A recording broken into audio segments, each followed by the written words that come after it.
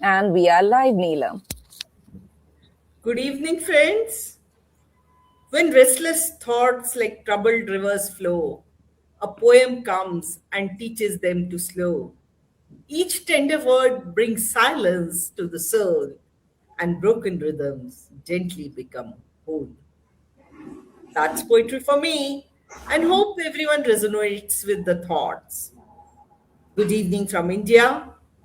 Literary Warriors Group was founded in 2011 under the name of Poets and Writers Den. From 2019, after having been renamed as Literary Warriors Group, it picked up real momentum in terms of spreading its wings by organizing quite a few online and offline meets. And today, you're welcome to the 58th International Poetry Meet on the page. Today, we have amidst us a galaxy of poets: Malashree and Nandini Sahu from India, Kuldeep from Canada, Anita Nahal and Rupa from USA, and myself also from India.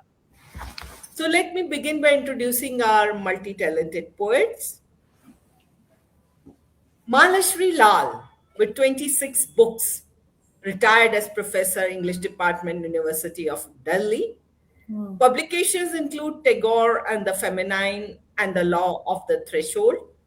Co-edited with Namita Gokhale is the Goddess Trilogy on Sita, Radha, Lakshmi, and also Betrayed by Hope, which received the Kalinga Fiction Award. Lal's poetry collections are Mandalas of Time, shortlisted for the Tagore Literary Prize, and Signing in the Air. With Namita Gokhale, she has published two books on Himalayan folklore recently. Honors include the prestigious Maharani Gayatri Devi Award for Women's Excellence and the Setu Award for Excellence. Currently, Lal is the convener, English Advisory Board, Sahitya Academy. Welcome, Professor Malashree Lal. Thank you very much, Neelam. I deem it a privilege to be part of the Literary Warriors group, and thank you very much for including me in the program today. I'm also very privileged to have the excellent company with me among the readers, and I'm sure the audience is looking forward to another of Neelam's excellent programs. And I'm just going to begin my reading with a poem on Manthara Dasi. As Neelam introduced me, you would have noticed that I have a long drawn out interest in the epics and mythology.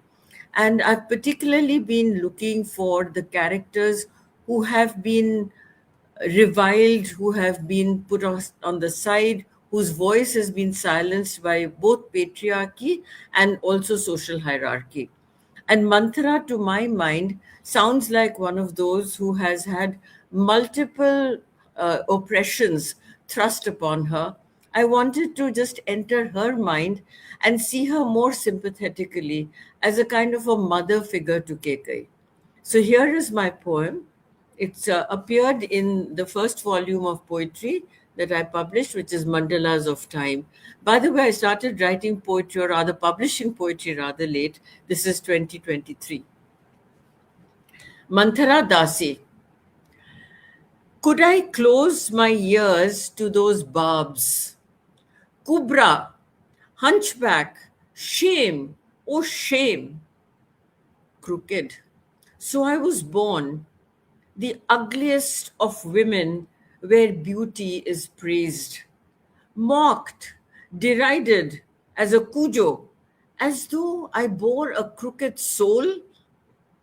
Yet I loved. Like a mother, I loved Kekai and desired the best for her: kingdom, fame, wealth, and love, a perennial cornucopia. She found it too in marrying Dashrath.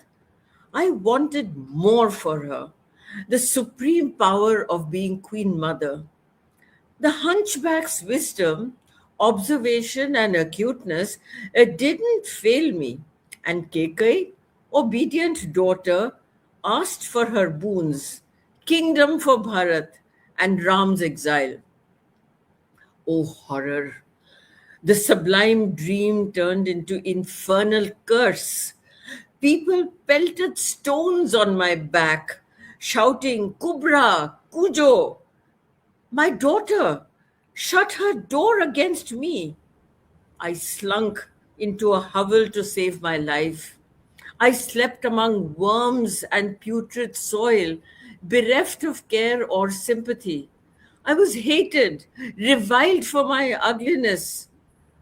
What wrong did I do in protecting my child? Doesn't every mother dream of a princess, a queen? Thank you, that's it. That was a very interesting poem. In fact, I find the female characters in mythologies the world over very interesting because they compel us to question the stories we inherit. History and mythology often preserve the perspective of those who are celebrated while silencing those who are condemned. Perhaps every villain has a version that was never heard, every act of betrayal or context that was erased. Truth in stories is rarely absolute. It often depends on who holds the pen. Thank you for that wonderful poem, Malashree Lalji. And let me now introduce Anita Nahal.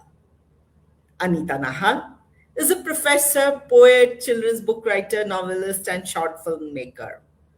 Twice Pushcart Prize nominated in 22 and 23, and finalist Tagore Literary Prize 2023. Anita won the Nissim Prize for Literature in 2024 for her novel Drenched Thoughts.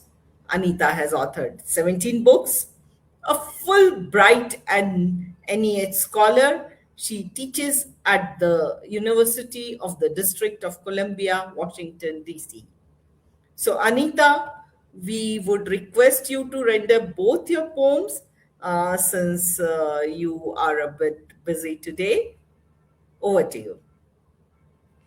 Thank you so much, Neelam, and thank you to Rupa. Thank you to both of you for organizing this and inviting me, and thank you to all my fellow poets. And apologies that I'm going to be reading both my poems now.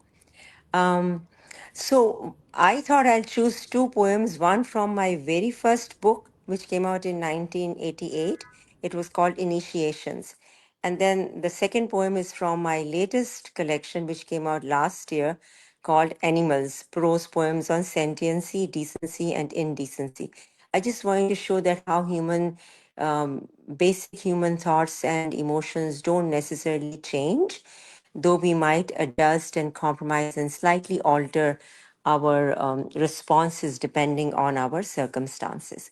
So the first poem is called Crossroads.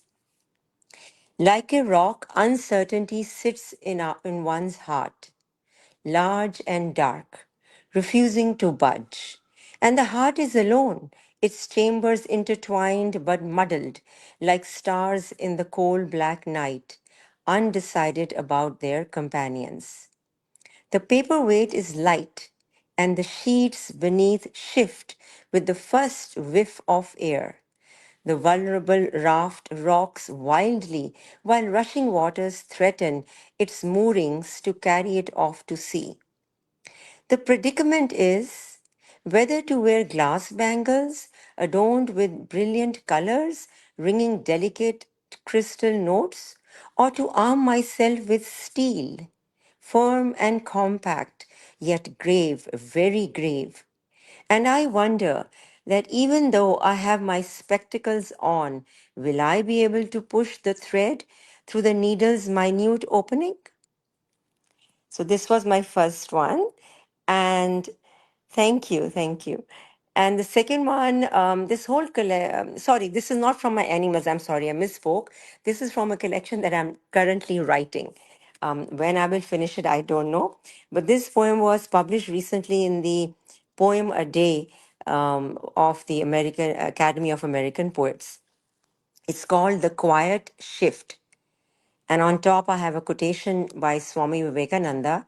The quotation is: "The power is with the silent ones." Something in me revels in silent mojos. Something in me anchors in chaos, collecting in pleats like dripping wax. Something in me presents like solid linen while something drifts like silk in tousled winds. Something in me watches me from foreign dimensions. Something in me walks barefoot. Something in me chuds like tactical boots heard by neighbors down the street. And then something in me stays, inaudibly, staring at no one. In every state, I hope to be understood. Wait, what? My needs, my errors, my missteps, my love, my extended giving nibble like besotted puppies with immature teeth.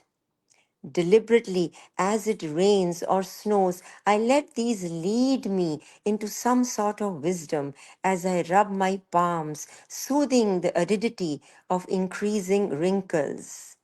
Sigh, sigh, sigh again, sigh. I try, truly I do. I promise I try. I even sing me a soft lullaby. If nothing folds, it's goodbye. Thank you.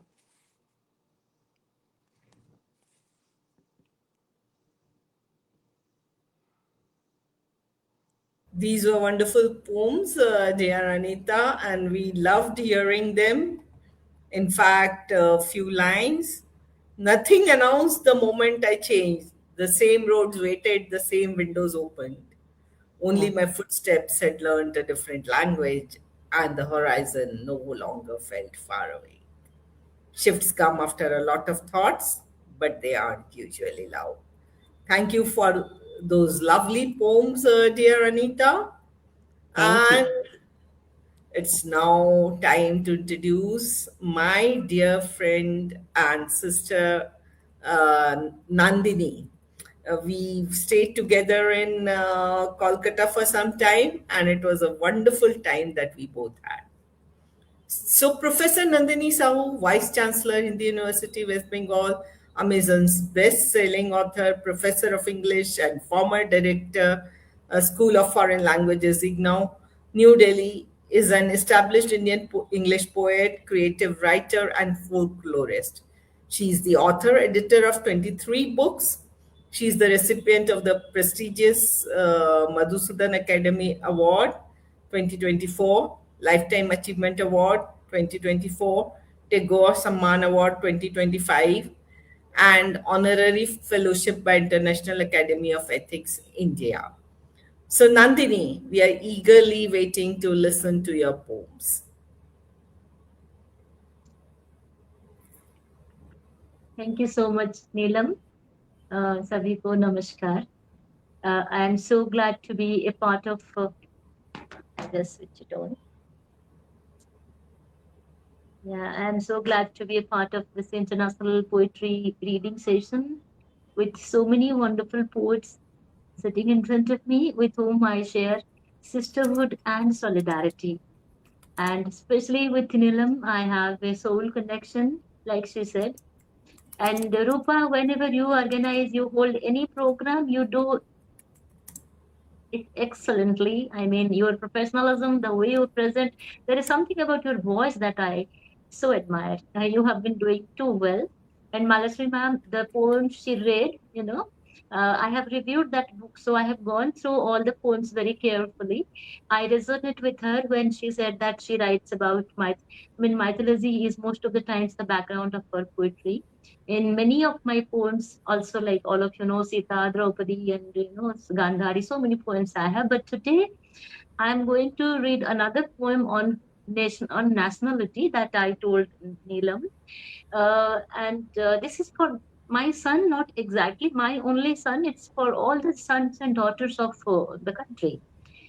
So I'm asking them not to be so great in their own lives that they believe that they have a perfect life and other people don't have.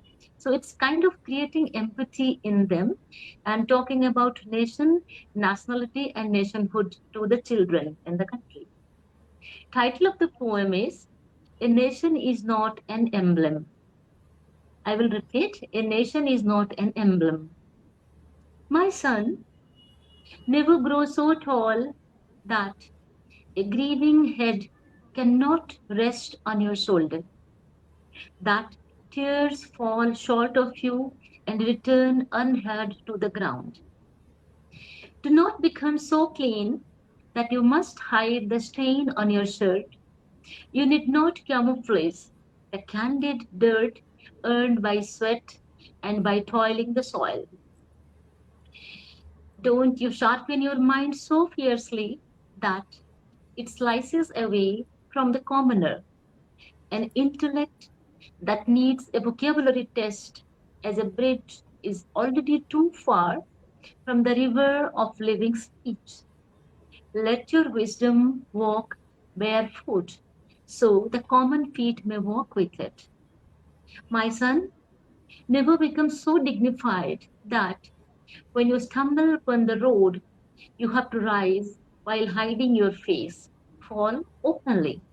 Let the dust know your name. Let them see that even strength has knees and feet that fight fit.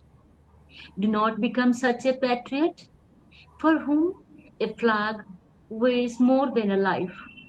If someone lies bleeding at your feet and your hands are full of symbols and emblems, drop them, just drop them. Pick the person. A nation is not fabric or a fate or a foolhardy fumble. It is the pulse of your natural flavor. Never become so complete, so satisfied, so fulfilled, so content, having such a perfect life that you sniff at the broken, unhinged, imperfect life of the subaltern. Do not become so well mannered, well cultured that you lose the courage to say no when age speaks falsely and authority forces justice. Respect is not silence, a nation is not a flag. Let truth be spoken gently yet firmly. Do not become so polished, so refined that love frightens you. If you see two lovebirds trembling together on a branch, do not call it vulgar. The world survives because love and longing sing. My son, do not become so pious, so wrapped in prayer and purity that to protect tangible idols, you forget the breathing intangible forms. No purity pollution debate when the hungry are pushed away from the temple steps. When devotion learns to kill in the name of faith. If God lives anywhere, he lives first in the tired spine, the empty stomach, the waiting eyes. After all, we are all works in progress. We are works of unfinished art, stitched together by compassion, held upright by another's designed scheme. Grow, my son, grow, but grow reachable. Rise, yet remain legible, comprehensible. Thank you. And I would put it on record that this is Anita's favorite poem, so I have given it to her for publication. Oh, wow. And I've heard it before, and every time I hear it, I love it all the more. Okay, yes, Thank you. we read it together in your office. Yes, But the yes, poem yes. is yet to be published. Yes. Yes, that's Mm, true. mm, That's true. mm. Thank you. So, indeed, a very wonderful poem from you. Thank you Yes. so much. Thank you so much. Thank you, And Neelam. let Thank me you for know, inviting me. it is always our pleasure. So, let me now introduce Kuldeep. Kuldeep Ahluwalia hails from Chandigarh, India, and is now settled in Canada. Kuldeep is a trailblazer whose resilience transformed her personal struggle into a historic Supreme Court victory in Canada in May 2026. And claps for her. Kuldeep has acted in a Punjabi feature film, documentaries, short films, and various song videos. Kuldeep is a passionate writer, poetess, and an internationally certified human behavior facilitator. Her poems have been published in many magazines. So, Kuldeep, we would love to listen to your first poem for the day.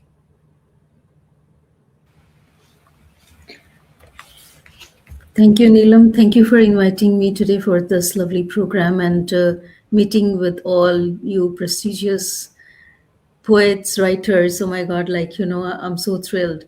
Uh, Everyone's poem, like Mala, Nandini, Anita, great. And it's always a good learning. That's what I believe in. Mine is a very short poem. The first one is Steeping Love. Belonging to each other, while cup awaits cravingly, the kettle boils away. Belonging to each other, while cup awaits cravingly, the kettle boils away, though singing a cheerful song that tunes in mind in a ceremonial way. Courageous enough to hold hot tea. As the steam rises, the pyramid of thoughts rise, having an urge to release from shackles through the parabolic arc spout. Poured into a fascinated teacup, a cup full of blessings that caresses the lips, and in joy and sadness, the warmth of a cup like a hug. The warmth of a cup like a hug, sometimes cheering up, calming down, amusing, relaxing, quenching thirst, dissipating sorrows. In my own world, my love affair with the kettle and the cup, a pleasure to be shared, which lasts a lifetime. My love affair with the kettle and the cup, a pleasure to be shared, which lasts a lifetime. Thank you. Oh, that was so wonderful, so wonderful. I just read a few lines which I would like to read here. Love deepens quietly, like tea surrendering to water, releasing what it has guarded for years. Time does not weaken its essence, it only teaches the heart how deeply it gets deep. So nice to listen to your poem again, Kuldeep. Thank you. You've been with us in several sessions. Thank you. Thank you. Thank And you. it's my turn now to introduce Rupa Rao. Rupa Rao is a biographer, poet, writer, editor, and curator who holds an MBA and law degree. She serves as an admin at LWG and is chief coordinator for International Academy of Ethics. She's featured in multiple global poetry anthologies, magazines, and literary platforms. She enjoys hosting poetry sessions, authors' chats, nature walks, and yoga. She curated and authored 8 poetry anthologies, one biography, plus one prose.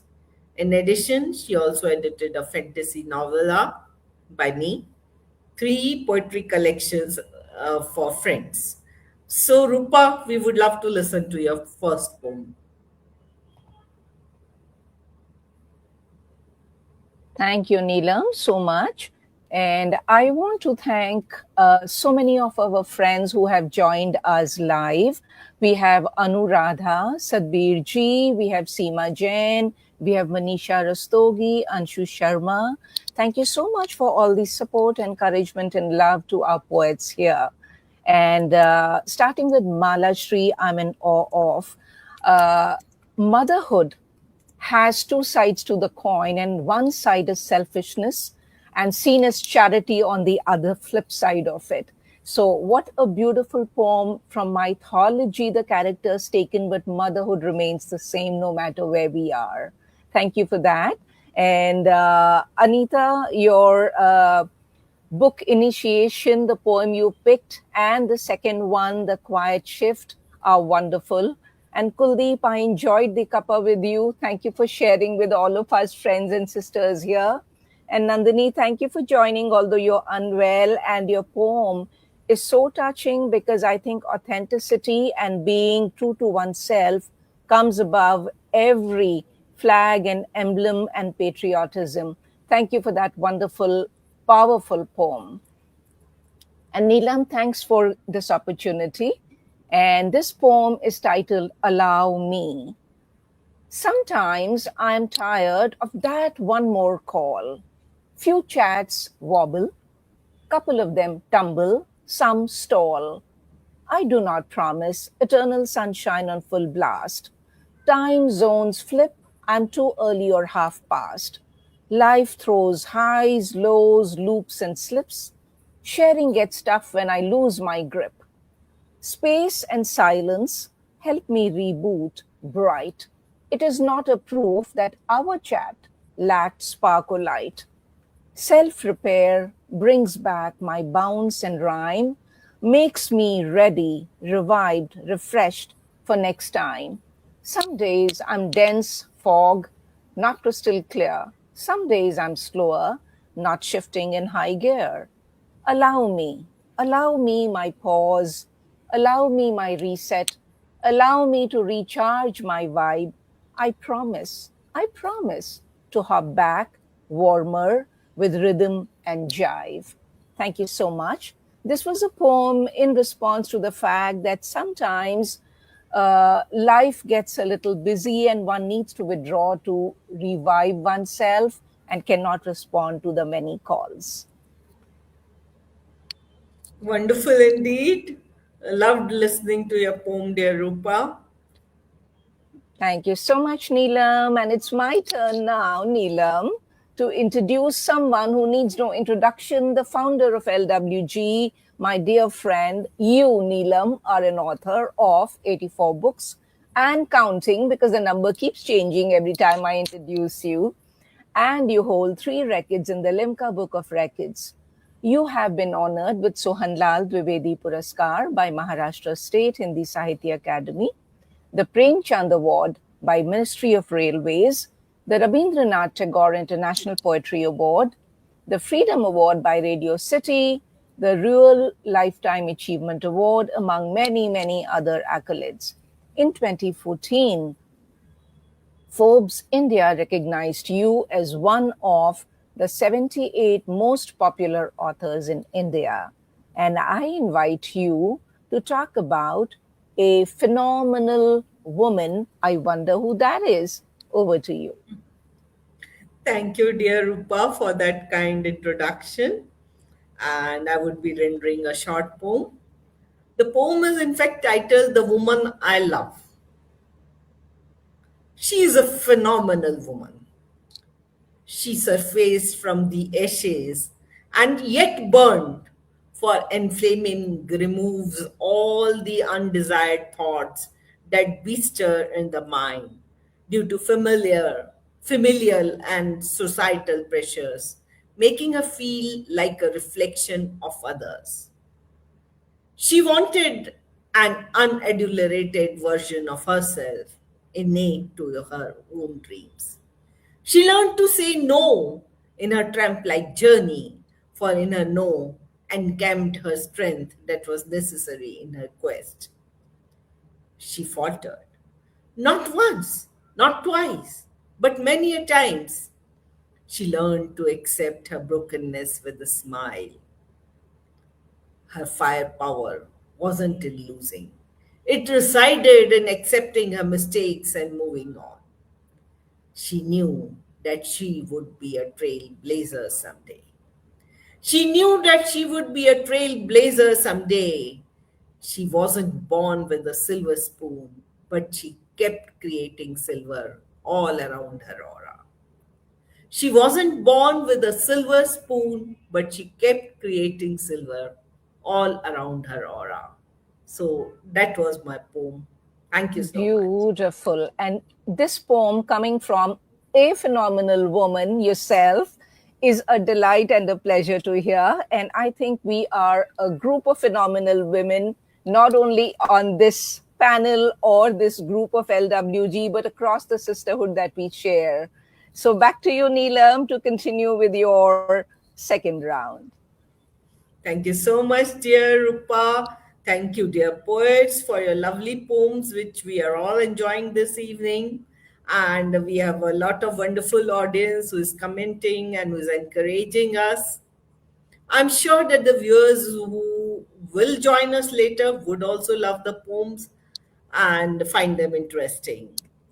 So, moving on, uh, a few words. Varsha, the cloud, carries with it both burden and blessing.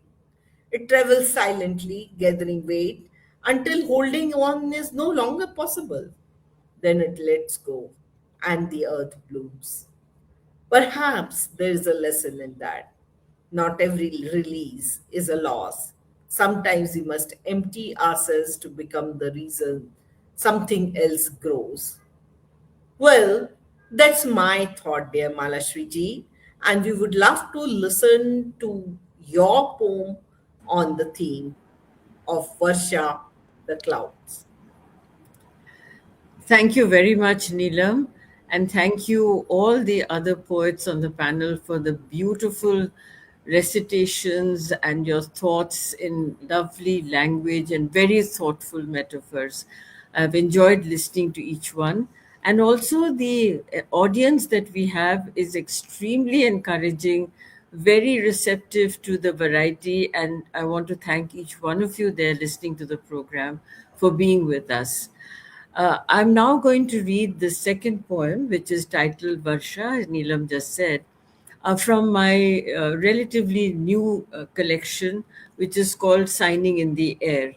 This came out late last year and was released at the Jaipur Literature Festival in January 2026.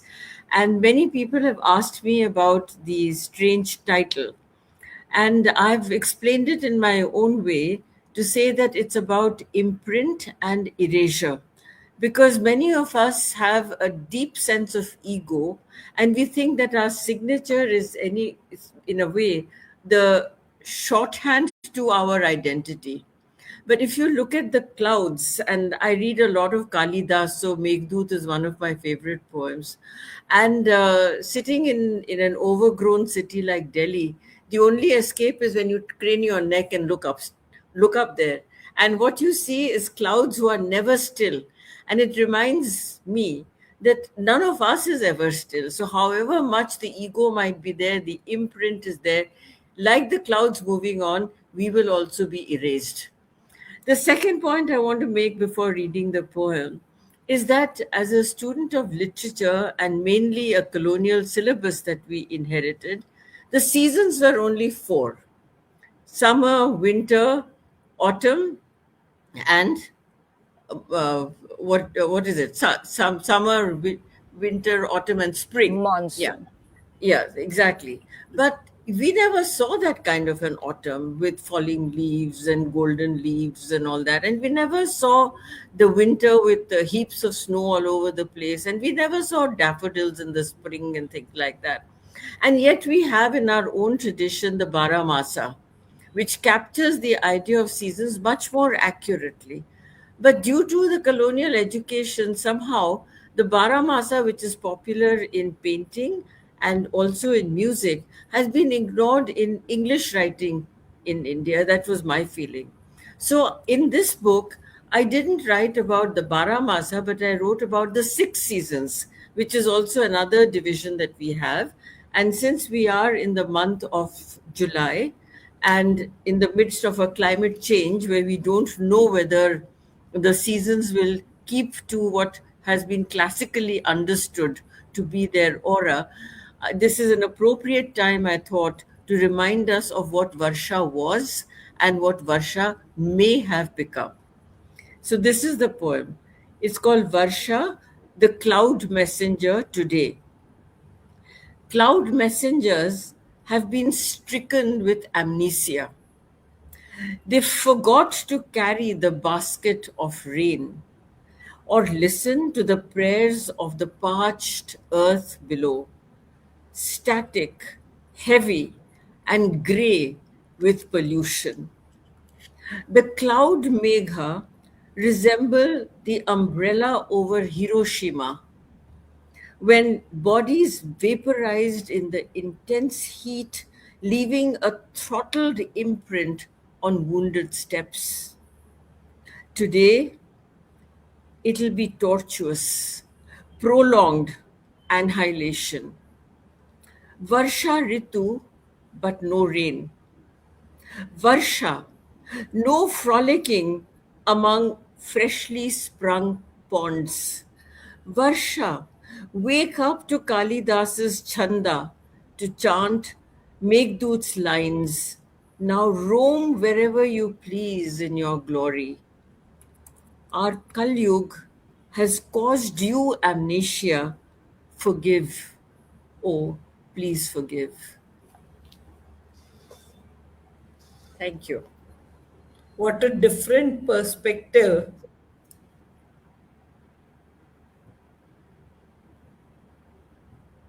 What a different perspective, and such beautiful words you've woven. Very nice poem. Thank you so much. Thank you so much. Thank you. And we move on to Kuldeep, but before that, a few lines. Perhaps her idleness is not the absence of motion, but a quiet room where thoughts gather unseen. While the world measures life by all that gets done, she may be listening to what holy stillness reveals. We are eagerly awaiting your rendition of the second poem for the day, Kuldeep. Thank you, Neelam. It's a very short poem, though, and you all are such an inspiration. My God, so many awards, everyone, so many books published, and all, and so many different aspects to life. I mean, it's wonderful to be a part of this program today. Um, Trust me. Thank you so much, Neelam. Thank you. So, this poem is My Idleness. For you, my bonding with the deep, mysterious sea. For you, my bonding with the deep, mysterious sea, that lonely shore, music in the roar, the murmur of water, kiss of rain, me drenching in, refreshing, embracing, the puddled path, lonesome trail, soft, intimate breeze, tall, sacred mountains, long, subtle rivers, floating clouds, dark woods, spirit of trees, blossomed flowers, shining sun, undisturbed heaven, wind playing with my hair, magical moments accomplished me is my idleness. Come, walk with me, shirking into the heart of nature, hand in hand, cherish the soothing fragrance for ideal me. Come, walk with me, shirking into the heart of nature, hand in hand, cherish the soothing fragrance for ideal me. Thank you so much. That was wonderful. And as Seema Jainji says, it had very powerful imagery. Thank you so much. Thank you.